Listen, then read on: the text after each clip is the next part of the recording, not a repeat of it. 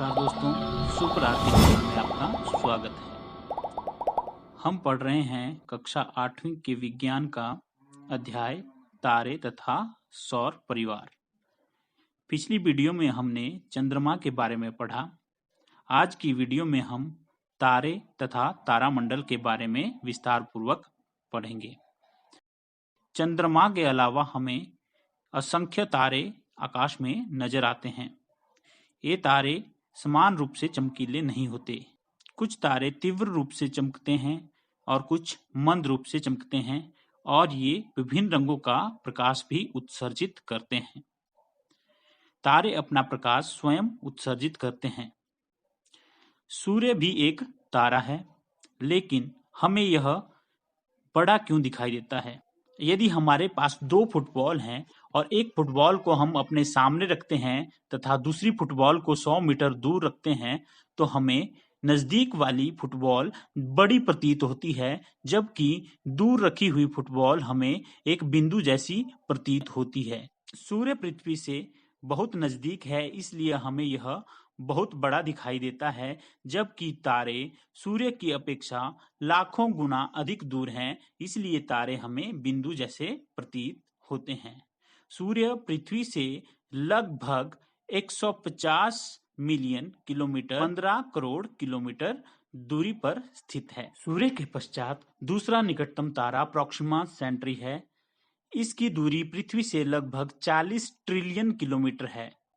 इतनी अधिक दूरियों को लंबाई के अन्य मात्रक प्रकाश वर्ष में व्यक्त करते हैं। यह प्रकाश द्वारा एक वर्ष में चली गई दूरी है। की पृथ्वी से दूरी लगभग 8 प्रकाश मिनट है। अल्फा सेंटरी लगभग 4.3 प्रकाश वर्ष दूर है। वास्तव में दिन के समय भी आकाश में तारे होते हैं, लेकिन सूर्य के तीव्र प्रकाश के कारण वे हमें दिखाई नहीं देते। यदि हम रात के समय तारों या तारों के समूह का कुछ घंटों तक अवलोकन करेंगे, तो हमें प्रतीत होगा कि तारे पूर्व से पश्चिम की ओर गति करते हैं। कोई तारा जो सूर्यास्त होते ही पूर्व में उदय होता है, सामान्यतः सूर्योदय से पहले ही पश्चिम में अस्त हो जाता है। तारे पूर्व से पश्चिम की ओर गति करते हुए क्यों प्रतीत होते हैं? जब आप गाड़ी में सफर कर रहे होते हैं, तो आपको बाहर की वस्तुएं जैसे वृक्ष तथा भवन पीछे की दिशा की ओर जाते हुए प्रतीत होते हैं।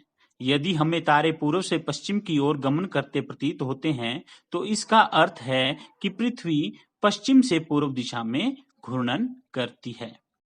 इसीलिए सूर्य भी हमें पूर्व से उदय होता तथा पश्चिम में अस्त होता प्रतीत होता है। ऐसा पृथ्वी के अपने अक्ष पर पश्चिम से पूर्व दिशा में घूर्णन करने के कारण होता है। यह सभी तारे पूर्व से पश्चिम की तरफ गति करते हुए प्रतीत होते हैं, या कोई तारा ऐसा भी है जो आकाश में एक ही स्थान पर स्थिर दिखाई देता है। वास्तव में ध्रुव तारा एक ऐसा तारा है जो अपने ही स्थान पर स्थिर दिखाई देता है। ऐसा क्यों होता है? इसको जानने के लिए हम एक क्रियाकलाप कर सकते हैं। एक छाता लीजिए और इसे खोलिए। कागज को काटकर लगभग 10-15 तारे बनाइए। छाते की केंद्रीय छड़ की स्थिति पर एक तारा चिपकाइए। छाते के प्रत्येक तार के सिर के निकट कपड़े पर अन्य तारों को चिपकाइए। अब छाते को केंद्रीय छड़ को अपने हाथ में पकड़कर घुमाइए तथा छाते पर चिपकाए सभी तारों का प्रेक्षण कीजिए। आप देखेंगे जो तारे हमने स्पोक पर चिपकाए हैं, वो हमें गति करते हुए प्रतीत होते हैं, लेकिन जो तारा हमने केंद्र में चिपकाया हुआ है, वो एक ही जगह पर स्थिर दिखाई देता है। ध्रुव तारा भी ऐसा ही तारा है जो पृथ्वी के अक्ष की दिशा में स्थित है, इसलिए हमें यह गति करता हुआ प्रतीत नहीं होता।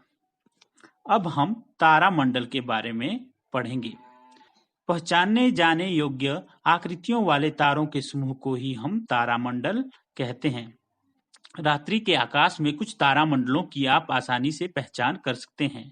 इसके लिए आपको यह जानना होगा कि कोई विशिष्ट तारामंडल कैसा दिखाई देता है और रात्रि के आकाश में उसे कहाँ देखना होगा।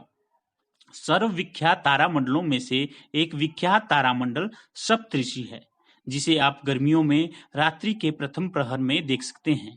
इस तारामंडल को बिग डिपर, ग्रेट बियर अथवा अर्सा मेजर भी कहते हैं। इस तारामंडल में 7 सुस्पष्ट तारे होते हैं। यह बड़ी कलछी अथवा प्रश्न चिन्ह जैसा प्रतीत होता है। इस कलछी की हत्थी में 3 तथा कटोरी में 4 तारे होते हैं। सभी प्राचीन संस्कृतियों में विभिन्न नक्षत्रों के संबंध में दिलचस्प पौराणिक कथाएं प्रचलित हैं। सप्तऋषि 7 प्रसिद्ध प्राचीन भारतीय संतों या ऋषियों के नामों के साथ संबंध है, जैसा कि दिए गए चित्र में दर्शाया गया है। प्राचीन पौराणिक कथाओं के अनुसार सप्तऋषि नक्षत्र वेदों के शाश्वत ज्ञान को इंगित करता है। हम आकाश में ध्रुव तारे की स्थिति को कैसे ज्ञात कर सकते हैं? इसके लिए हम एक क्रियाकलाप कर सकते हैं। यह क्रियाकलाप हमें रात्रि के समय लगभग 9 बजे उस दिन करना होगा जिस दिन आकाश में चंद्रमा ना हो। आकाश के उत्तरी भाग का प्रेक्षण करके सप्तऋषि को पहचानिए। इस कार्य में आप अपने परिवार के बड़ों की सहायता ले सकते हैं। सप्तऋषि के सिरों के 2 तारों को देखिए, फिर चित्र में दर्शाए अनुसार इन दोनों तारों से गुजरने वाली सरल रेखा की कल्पना कीजिए। इस काल्पनिक रेखा को उत्तर दिशा में आगे बढ़ाइए।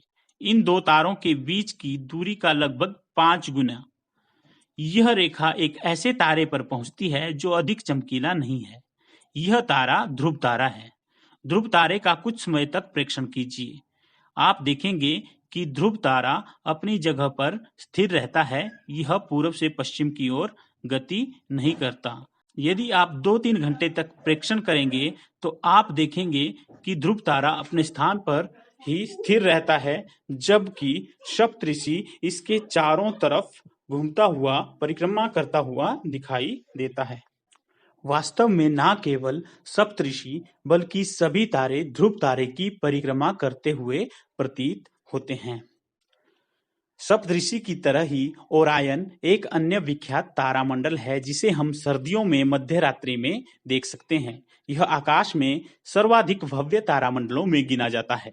इसमें भी 7 अथवा 8 चमकीले तारे हैं। ओरायन को शिकारी भी कहते हैं। इसके 3 मध्य के तारे शिकारी की बेल्ट को निरूपित करते हैं। 4 चमकीले तारे चतुर्भुज के रूप में व्यवस्थित दिखाई देते हैं। आकाश में सबसे अधिक चमकीला तारा सीरियस ओरायन के निकट दिखाई देता है। सीरियस को ढूंढने के लिए ओरायन के मध्य के 3 तारों से गुजरने वाली रेखा की कल्पना कीजिए तथा इसके अनुदिश पूर्व की ओर देखिए। इस रेखा के अनुदिश आपको एक अत्यंत चमकीला तारा दिखाई देगा। यह सीरियस है। उत्तरी आकाश में एक अन्य प्रमुख तारामंडल कैसियोपिया है।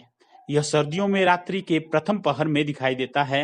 यह अंग्रेजी के अक्षर W अथवा M के बिगड़े रूप जैसा दिखाई देता है। क्या आप जानते हैं किसी तारामंडल में केवल 5-10 तारे ही नहीं होते, इसमें बहुत सारे तारे होते हैं। तथापि हम अपनी नंगी आंखों से किसी तारामंडल के केवल चमकीले तारों को ही देख पाते हैं। जिन तारों से मिलकर कोई तारामंडल बनता है वे सब हमसे समान दूरी पर नहीं है। वे आकाश में केवल एक ही दृश्य रेखा में हैं। आज हमने तारा और तारामंडल के बारे में पढ़ा। इस अध्याय का अगला भाग अगली वीडियो में। अगर आपको वीडियो पसंद आई है तो इसे लाइक करें, शेयर करें और हमारे चैनल को सब्सक्राइब जरूर करें। Thank you.